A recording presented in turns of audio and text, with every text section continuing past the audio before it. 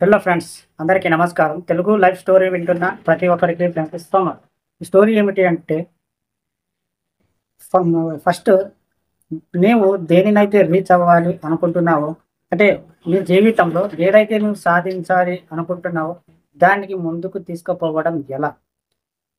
So motivation అనేది అందరూ చెప్తూ ఉంటారు. సో చెప్పిన వాళ్ళే సక్సెస్లో ఉండరు. సో ఏదైనా సరే కొన్నిసార్లు వర్తిస్తది, కొన్నిసార్లు వర్తించదు. మీరు ప్రతి మాటలలో ఏదో అనుకోకుండా ఒకటి నిజం అవుతాయి. సో ప్రతి మాట నిజం కావాలి అంటే కాని పని. సో ఒక 10 గోల్ పెట్టుకున్నారనుకో, ఆ గోల్‌ని 10 కాకపోయినా అట్‌లీస్ట్ 5 అన్నా మీరు రీచ్ అవ్వగలుగుతారు. ఎందుకంటావా? మనిషి అన్న తర్వాత ప్రయత్నిస్తే ఏదైనా జరుగుతుంది అంటారు కదా!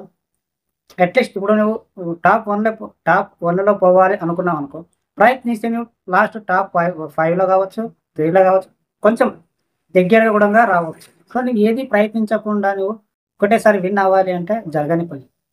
సో అందుకే మీరు ఏదైతే మీరు అనుకుంటారో అది ఖచ్చితంగా మీ జీవితంలో సాధిస్తారు. సో సాధించినా, సాధించకపోయినా విన్ అయితేనని అనుకోవాలి. మిమ్మల్ని మీరు నమ్ముకోవాలి. మీ మీద మీరు నమ్మకం పెట్టుకోండి. ఏ పని చేసినా సరే.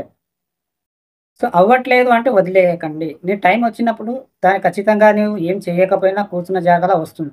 సో నువ్వు ఎంతో కొంత ప్రయత్నించాలి. ఏ పనినైనా సరే, అది ఏది అది మీ ఏదైతే గోల్ పెట్టుకున్నారో, ఏదైతే ఆ పని ఆగిందో మీరు చేసే పని, అది ఖచ్చితంగా జరగాలి అంటే 50% మీ ప్రయత్నం ఉండాలి. ఇంకో 50% ఖచ్చితంగా అది అదృష్టమైనయి ఉండాలి. ఈ అదృష్టం లేకపోతే నువ్వు ఎంత ప్రయత్నించినా, ఎంత ఎఫర్ట్ పెట్టినా కూడంగా కాని పని.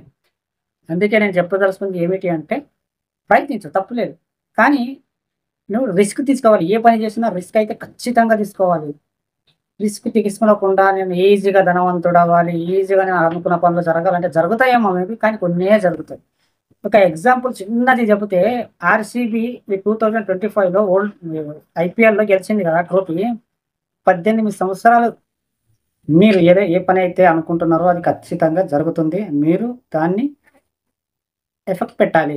ఎంతో కొంత ఎఫెక్ట్ పెడితే ఖచ్చితంగా మీరు గెలుస్తారు. సో, ఏదో కష్టపడకుండా ఏది రాదు అంటారు కదా! సో, అలా. ఒక ఎగ్జాంపుల్ చెప్తా ఆర్‌సీబీ గురించి.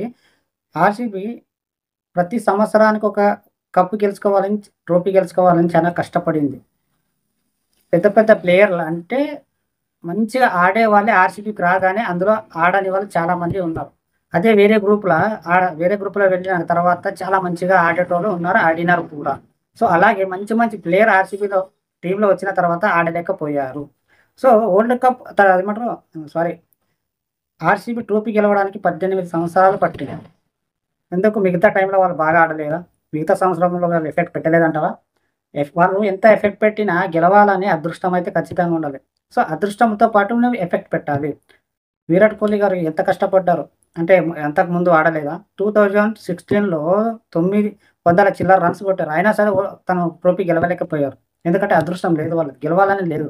2025లో రాసిపెట్టుంది. అందుకే 80 సంవత్సరాల తర్వాత గెలిచింది. అలాగే మీరు ఎప్పుడైతే దక్కాల్సి వస్తదో అప్పుడే దక్కుతుంది. మీరు ఎంత ప్రయత్నించినా సరే. సో, అలా అని మీరు ఏమి చేయకుండా ఉంటే దక్కదు. అది కూడా దక్కదు. సో, ప్రయత్నించండి. ప్రయత్నించి ఖచ్చితంగా దక్కుతుంది. మీరు ఏదైనా ఒక గోల్ అనుకున్నారనుకో, మీరు ఏదైనా ఒక ఛాలెంజ్ చేసిన తర్వాత దాన్ని కష్టపడాలి. కష్టపడితేనే అది వస్తది. కష్టపడకుండా ఏది రాదు. అర్థమైంది అనుకుంటున్నాను నేను స్టోరీ.